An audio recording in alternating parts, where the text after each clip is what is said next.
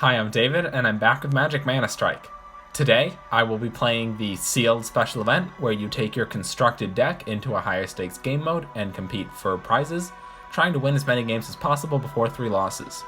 So, before we get anything else, if you're new here and you enjoy the video, please leave a like and or a subscribe, even a comment. And for those of you who are new, let's look at the constructed deck list that I'm running. So, my Planeswalker is Koth, because I am free to play and purchased last season's Magic Pass. And I participated in the event that ManaStrike, or that Netmarble, held, where if you post some videos, which I was already doing anyway, you can get 50,000 gold. So with that gold, I'm going to upgrade these cards before going into the sealed event. So my face is probably right in the corner, where you would see the cost of leveling this guy up, but it's 5,000, it's 4,800 gold, but effectively 5,000 gold. So I do this. Little mistake there. Since I am a content creator, I wanted to look at exactly what leveling up these cards did. So they're at 5.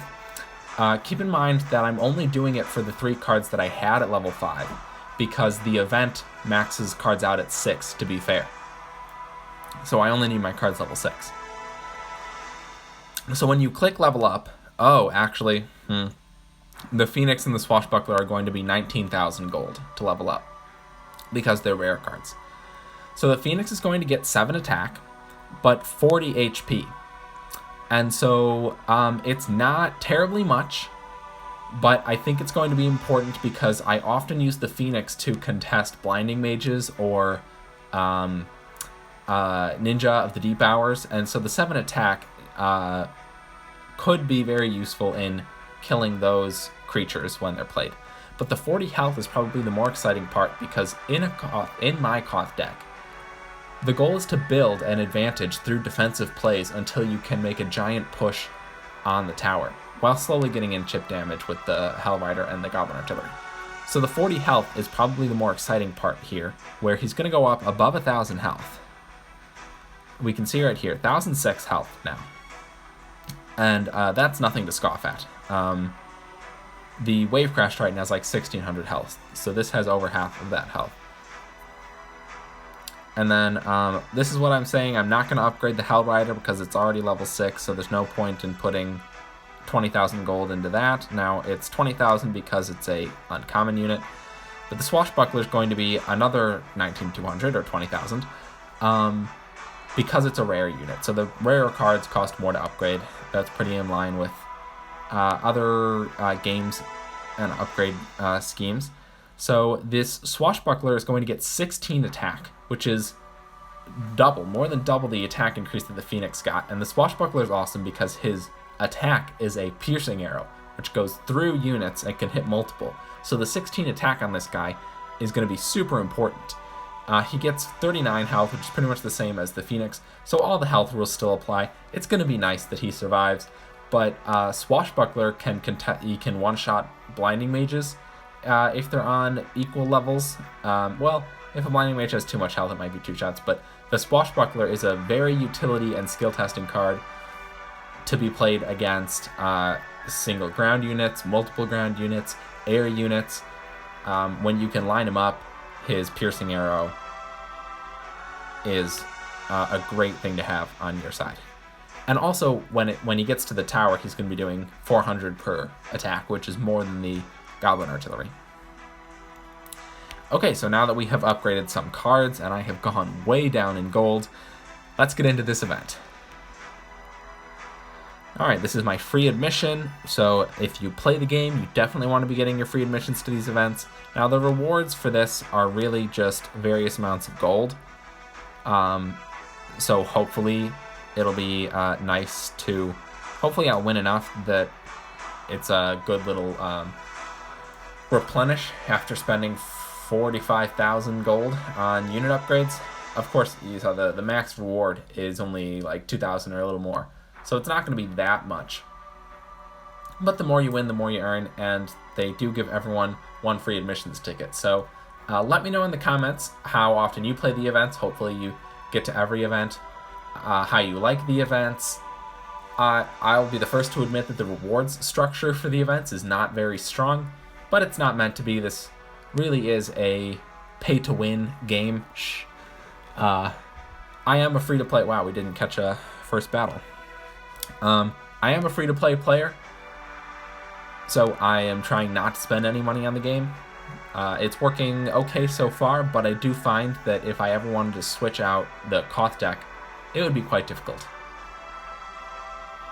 because of my lack of gold and gems to do so. Alright, we're playing a Dovin. If it'll load. There we go.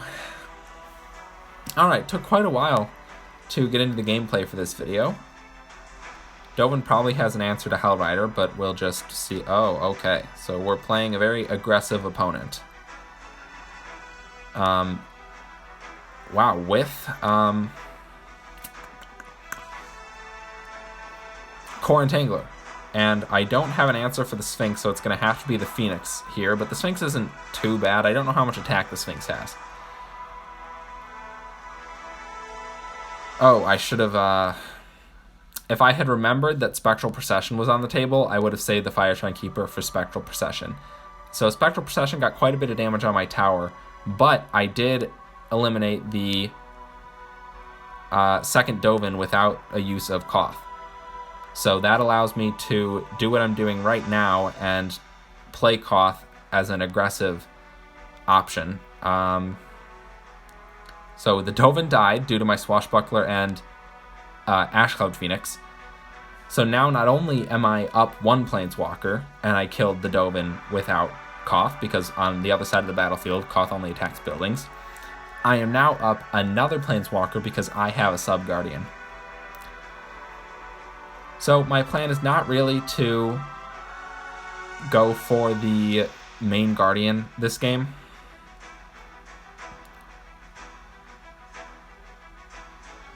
I think it would be too much of a commitment. Oh, that was really bad. The Hellrider got another jump. I just want to defend. Okay, alright. The Blinding Mage is going to be pretty bad here behind the Wavecrash Trident. Luckily, Koth took out most of those units, and I will get a Phoenix back from the egg. Hatred Scouts weren't the best option there, so my opponent is pretty close to getting a second Sub-Guardian, and I do have to be careful about Ash Cloud Phoenix.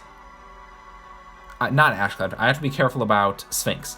I should have been more clear. I intentionally let my first Sub-Guardian go, assuming that in the next 30 seconds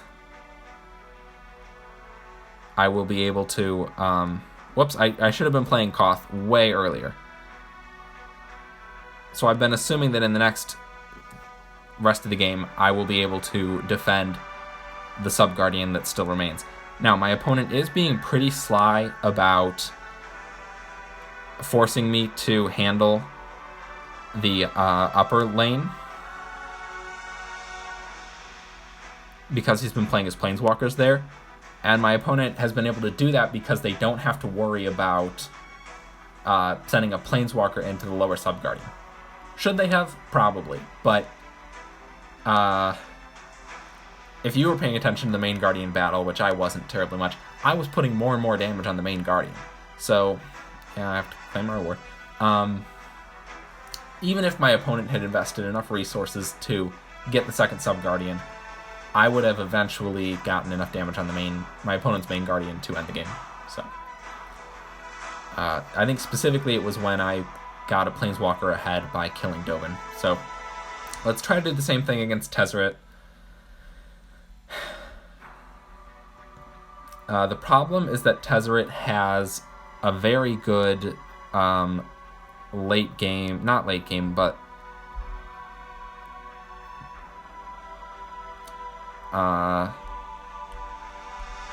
much like Koth, he can turn a defensive...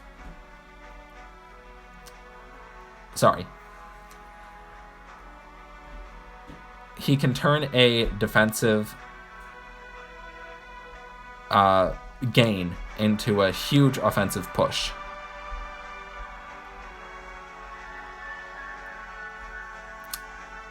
Alright, Shibon Dragon has to take out that group.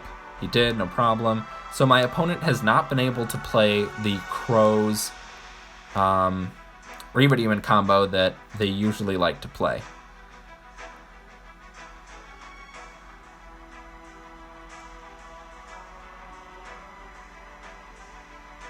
Wow, can Dragon and possibly another unit take out Tezzeret here? Wow, they can. So, because I've prevented my opponent from playing Crow's Reaver Demon,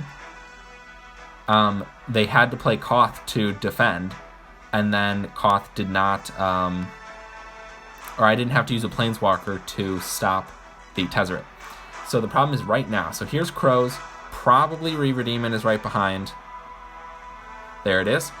So this is my opponent's power move here, and typically they play Tezzeret, but I don't think that my opponent will. Alright, I guess he does. Oh, and alright, I got surprised by the I can't remember what that card is called. I honestly can't remember.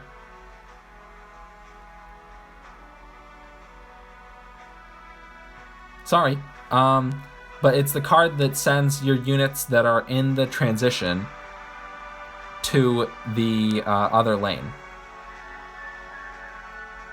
So I did get surprised and beat by it.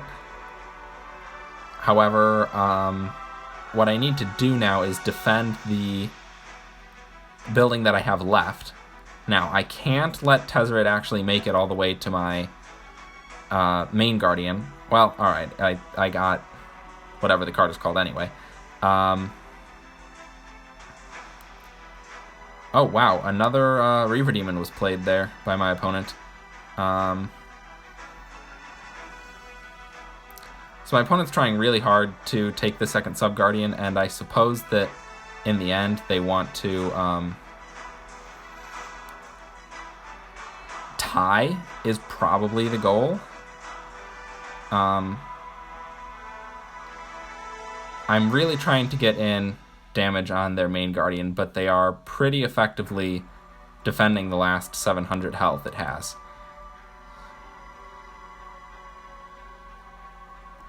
I should use Koth's ability.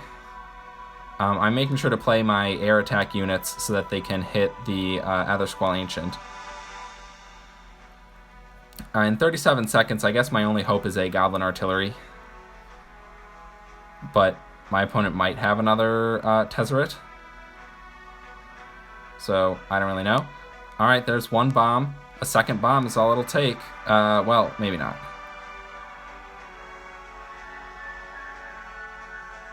Wow. Yeah, so my Goblin Artillery did it.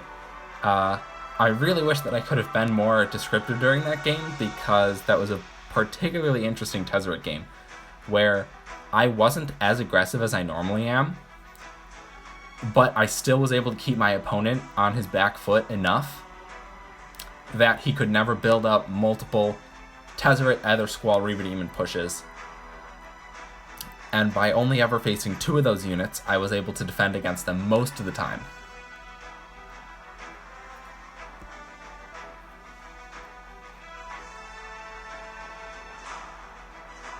Okay.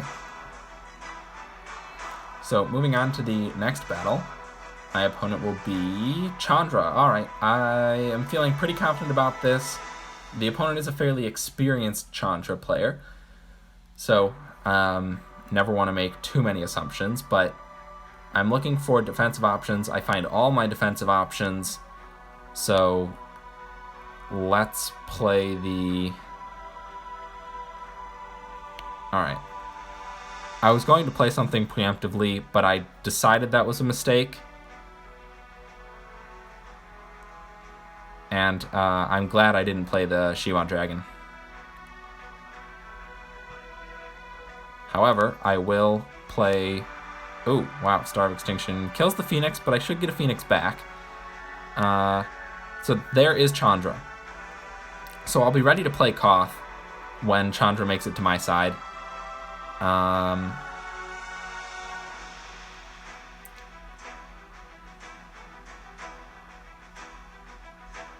Alright, good thing I saved the Hadron Scouts. I almost played the Hadron Scouts against the Haunted Guardian, but I decided not to, and not intentionally, but it's a good thing that I didn't, because I should have intentionally saved them for Goblin Artillery.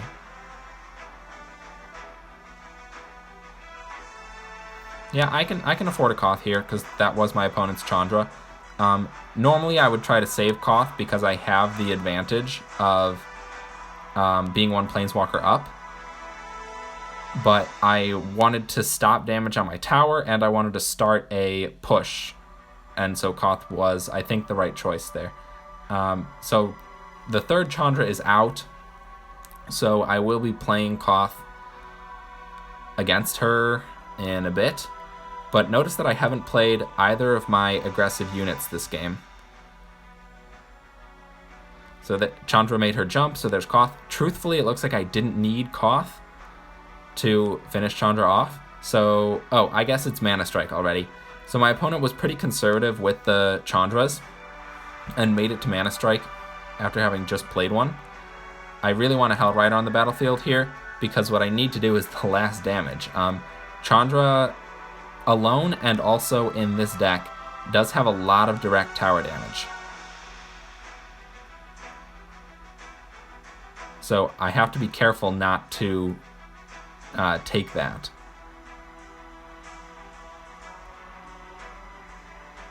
Okay, make sure that to use cost abilities so that he doesn't die. I actually don't want to play the Goblin Artillery here, because it was going to die to the AoE, the Dragon's AoE, or the Star of Extinction. So there's Star of Extinction. My opponent's trying very, very hard for the final damage on the tower, but as soon as I can build up enough momentum for a Goblin Artillery, I will be able to play it and win this sudden death match. It's not really happening right now. I'm going to get Star of Extinction again, so that's what I'm kind of waiting for. Actually, Hellrider's probably the stronger choice than Goblin Artillery here, because Hellrider will jump to the tower and has a little bit more health, and there it is. So Goblin Artillery could just be eliminated by a Star of Extinction so easily because it sits there, whereas it would have been much more difficult because of the health of Hellrider and its mobility for my opponent to take it out before it could deal its damage to the Sub-Guardian.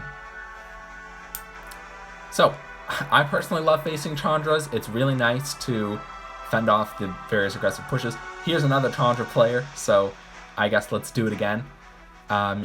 You have to, with Chandra, you accept that you're taking tower damage. If they play well enough, you might guarantee lose a tower, and there's absolutely nothing you can do about it.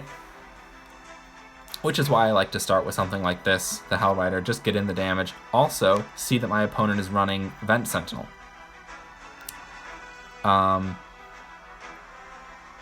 Okay, and there's a Chandra, and there's a Hellrider. So, let's make sure to play units after the Hellrider does his jump. We took not very much damage for Hellrider, and now I have a bit of a push here that I will probably augment with a... Oh no, so Chandra's back out. Alright, I'll play a Hellrider. So normally I would unquestionably augment that counter push with an aggressive unit, but it was a little questionable because my opponent had played a Chandra, and so with the Planeswalker out, I was likely to lose anything I committed. However, now I am a Planeswalker ahead because I was able to eliminate that Chandra with just the counter push from the initial aggression. Now Vent Sentinel is going to be out here, so I'll play Hellrider a little back. I know my opponent has it. There it is. So hopefully Koth and, well, okay, Ratchet Bomb takes out my Goblin Artillery. So you'll notice that my opponent does have a lot more damage on my Sub-Guardian than I have on theirs. Not a lot. And now it's about tied. But I made sure to play Hellrider after I knew Vent Sentinel had just been used, so that Vent Sentinel couldn't be played against the Hellrider. Well, I was hoping to distract the Phoenix with my Hadron Scouts, but that didn't quite work, and now Haunted Guardian is still alive because the Hadron Scouts attacked the Phoenix Egg. Probably going to get Vent Sentinel here, and that's okay. Actually, Goblin Artillery locked onto the Sub-Guardian, so that's better for me.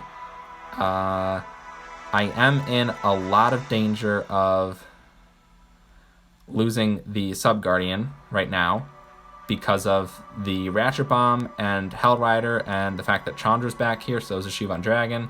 There's Ratchet Bomb. This Goblin Artillery, I definitely get Vent Sentinel'd here. I don't know why my opponent wouldn't play it, unless maybe they're out of mana. So there it is, but it's too late. My Goblin Artillery has already locked onto the Sub-Guardian. So let's just play Hellrider here, pressure the opponent so that they don't feel like they can take a breather. And this way, if they ever manage to take my first Sub-Guardian, they will lose, or they'll be much more damaged on their second Sub-Guardian. But additionally, my opponent will have to spend mana defending the Sub-Guardian that they have left, and that's not mana that they can commit to a push on the Sub-Guardian that they need to take just to enter sudden death. So it's always prudent to begin your attack on the second Sub-Guardian to make your opponent feel like they will never actually catch up to you. And I guess that sounded a bit mean, but it's leveraging your advantages throughout the game. And so I think in that game it was important to note that the tiny benefits I earned throughout the entire game led to my opponent not having Vent Sentinel or not having the mana for Vent Sentinel at the right time.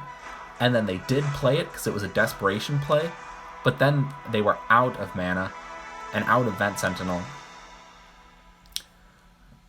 So I was able to start on the second Sub-Guardian just in case. Okay, so moving on to this game. This is a Teferis who is going to be pretty difficult to defeat himself, but he is also running Wave Crash Triton. I actually handled this pretty well, I think. Teferis seems to have a lot of health. Teferis should play buildings, in my opinion, but I haven't seen any yet, so hopefully they play one against this Goblin Artillery. It seems like his attack is piercing, which, as I've discussed with the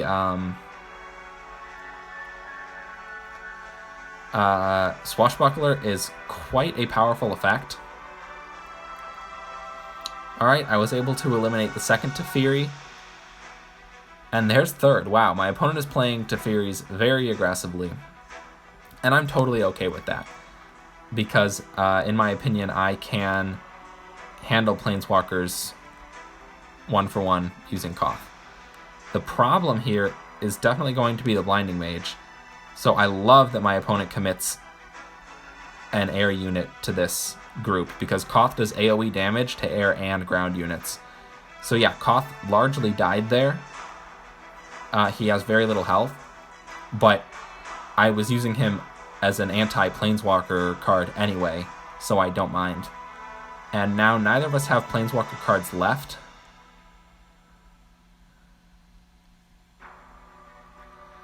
I'm just trying to answer his units as efficiently as possible. I was able to do it with 2 mana for the Core Entangler and 3 mana for the Blinding Mage, so we're no mana advantage there, but we're pretty even. I can't believe that my opponent played the Lightning Tower in defense of the main Guardian, or the Sub-Guardian that I haven't damaged. Alright, Swashbuckler should take out the Blinding Mage before he dies. Wow,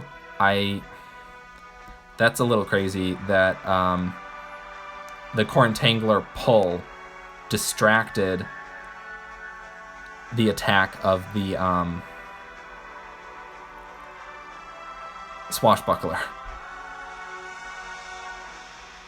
Alright, so I finally played Koth once things got close enough to my territory to justify it. And with only 820 health left on the Sub-Guardian, even though my opponent is playing Lightning Tower, I'm just waiting for some time when I can play Goblin Artillery and the Lightning Tower is dead or not in the rotation. So Lightning Tower is still in the rotation, but I was able to kill it with all the units that still existed. So now Goblin Artillery locks on to the Sub-Guardian and ends the game. I'm pretty happy that ManaStrike includes a sudden death time, and not just ends in a draw after 3 minutes, but gives you a 4th. It's just nice for things like, oh, I'm almost there. It does give you a little more time to close out the game. Okay, next battle opponent is another Dovins. So, wow. I guess I've played Dovin, Chandra, Teferis, Dovin. Maybe there's another one in there. So, at least what I'm facing right now is some pretty consistent plays. I didn't need to include the Hadron Scouts, but I felt like it, and they gave my Goblin Artillery 1 extra attack. Oh, okay, not quite 1 extra attack. I'm very worried about getting Sphinx of the Final Worded here, so I didn't want to commit too many units to the defense, but I wanted to get strong ones in, and they did stop the Planeswalker. They did stop the Dovin and other units, so I think it was worth it. Also, I got another hit in with Hellrider, and Dovin is pretty close to dead, so there's a slight chance, though unlikely, I don't really have the mana, that I could answer Dovin without a Planeswalker. It's always nice, too. It brings a real benefit when you're able to answer a Planeswalker without another Planeswalker, but you can only really afford that when you have the mana, and I didn't. Alright, let's play another Hellrider, get in that tower damage.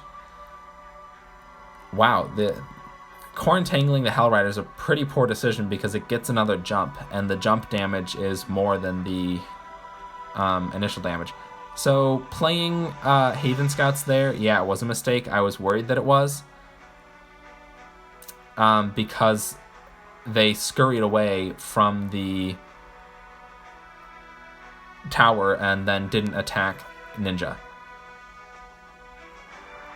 So nice. I did get the first Sub-Guardian. My opponent's not particularly close to getting my Sub-Guardian, but they probably have some shenanigans to do in ManaStrike. I think that Shivan Dragon will take out the Dovin here without the need for a Planeswalker on my part. A larger problem right now is the Wave Crash Triton. It just has so much health that I am going to struggle to kill it. I had to pretty much sacrifice some units to the Wave Crash Triton. I guess I'm going to build up to another Shivan Dragon because it's so powerful against this Dovin deck. It does a lot of damage to single units, but its damage is AoE as well. Okay, let's play the Hadron Scouts and get out as much as possible so that the Ninja dies as quickly as possible. I don't want to take damage. Well, I don't want to take any damage, but the less damage I can take, the better.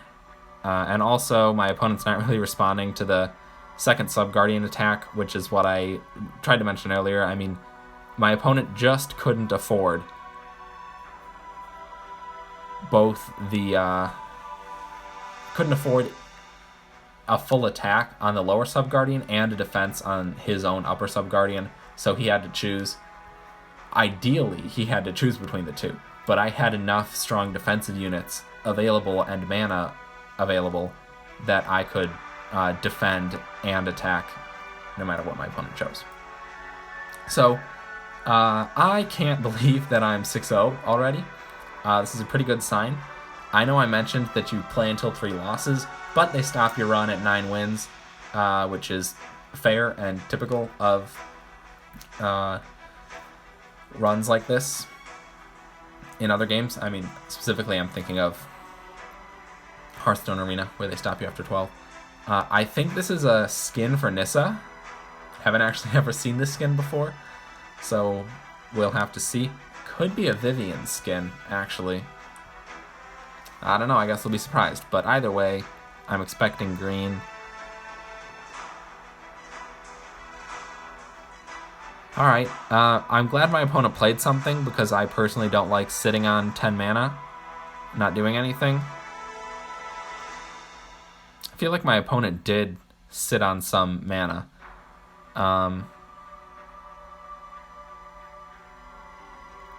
Okay, alright, so my opponent is building a particularly big push here.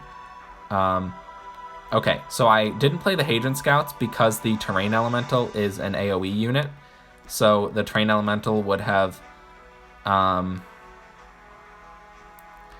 eliminated the Hadron Scouts that I played. I still can't tell if it's a Vivien or Nissa, I'm going to be totally honest.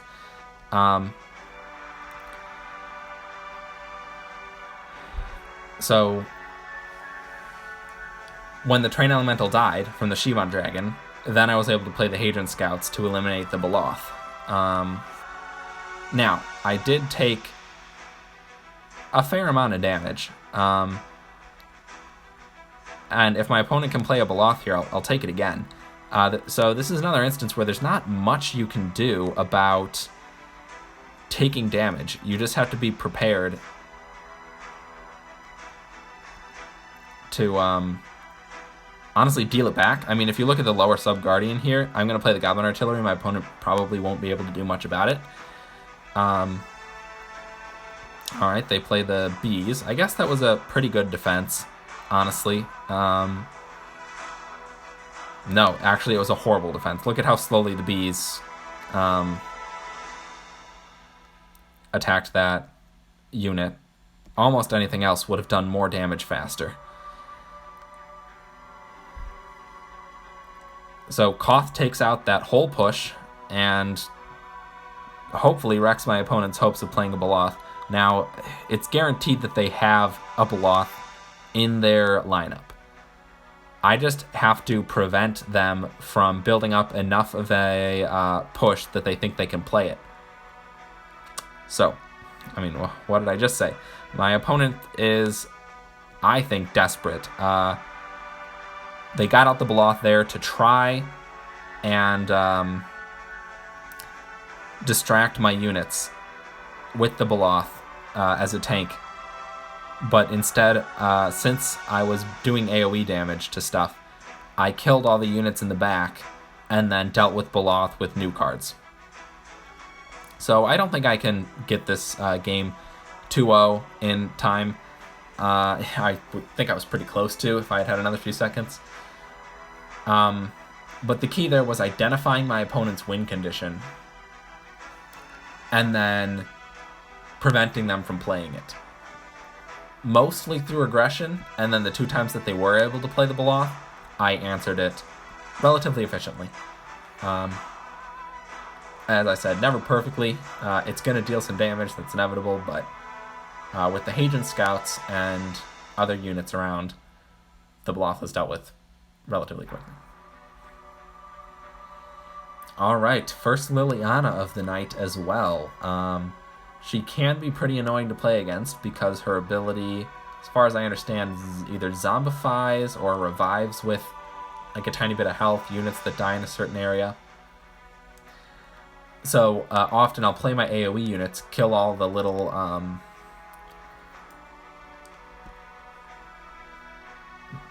the Zerg Rush. I mean, it's a bunch of little units. Wow, Doomblade the Goblin Artillery. So I'll kill all the little units, the little swarms, but with the AoE unit, but then they'll come back, and then the AoE unit dies.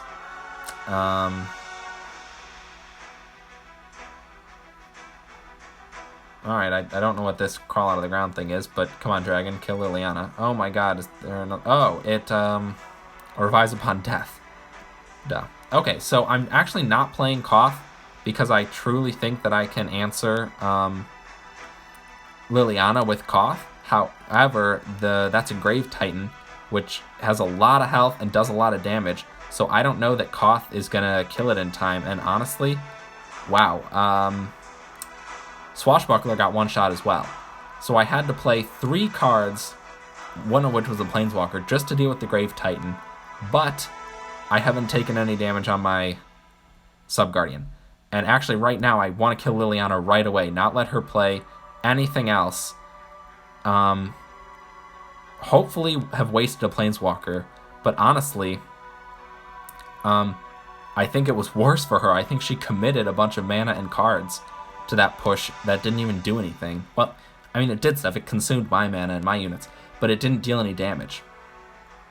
So, that answer was really good for me. The fact that I killed Liliana and didn't take any tower damage from it. So, I'm going to have to be particularly careful in ManaStrike about the Grave Titan again.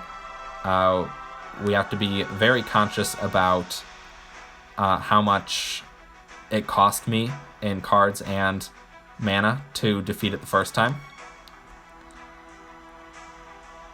Which is why I'm saving my Hadron Scouts.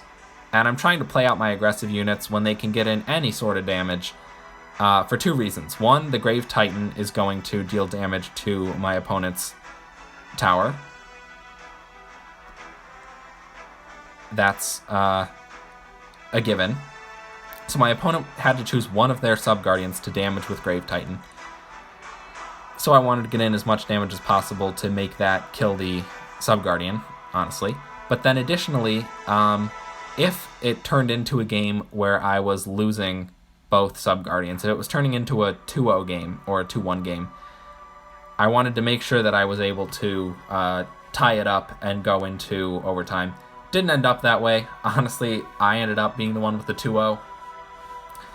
And I ended up that way not only because of the chip damage that I was talking about, but because I identified my threats, which turned out to be 2. I was not expecting Grave Titan.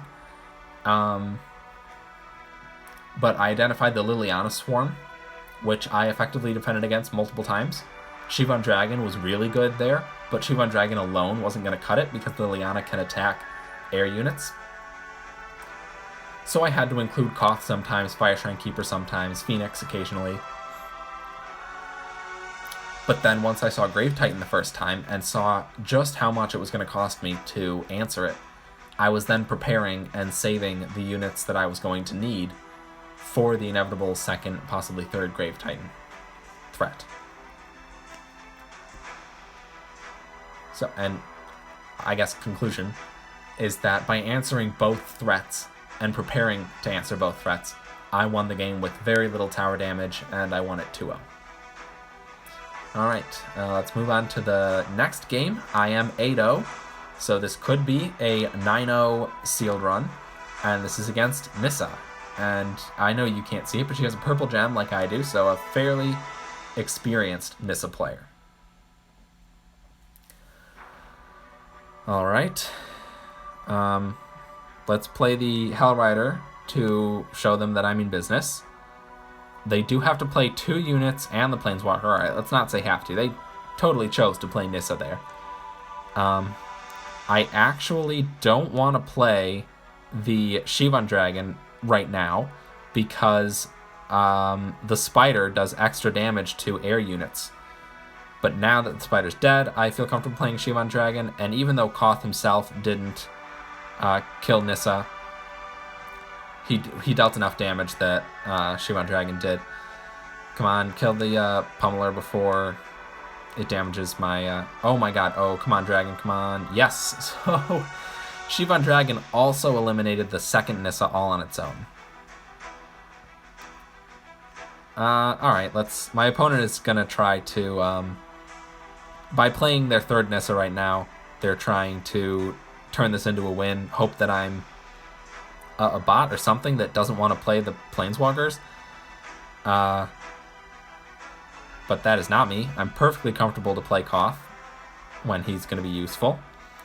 I am looking to play Hell Rider right now. Koth died, so I don't get to.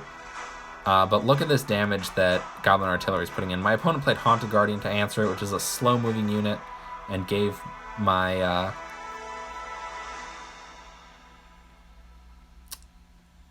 Goblin Artillery another hit, at least one hit, if not 2, if my opponent had played a unit that could deal damage faster.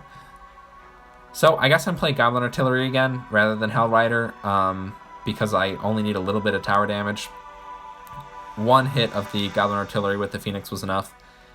So now it's just a defense game. I've actually taken exactly 0 damage so far because I was able to answer all the Nissas. I haven't seen my opponent's real power cards, so I should probably expect Beloth.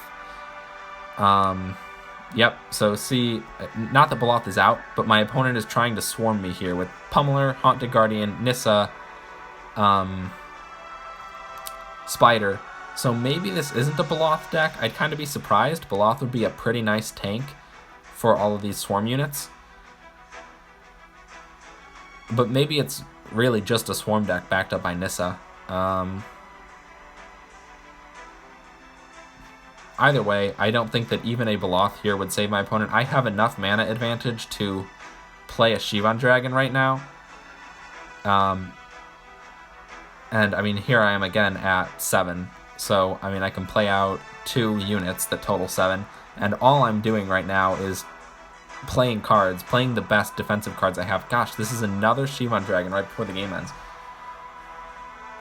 I had such an advantage in tower damage and mana there that my opponent seemed to be just throwing the cheap things out as they could purchase them, but that allowed me to save up enough mana to play the strongest cards I had, Swashbuckler and Shivan Dragon, over and over.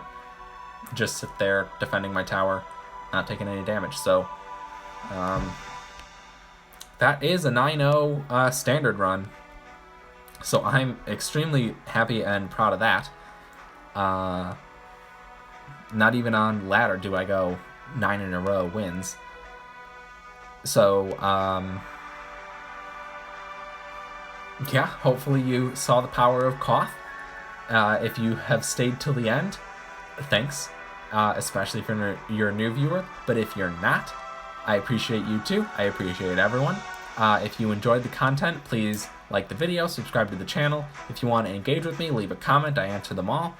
And I will be posting more ranked play videos, and pretty soon I'm going to be filming this draft video because it starts in a bit.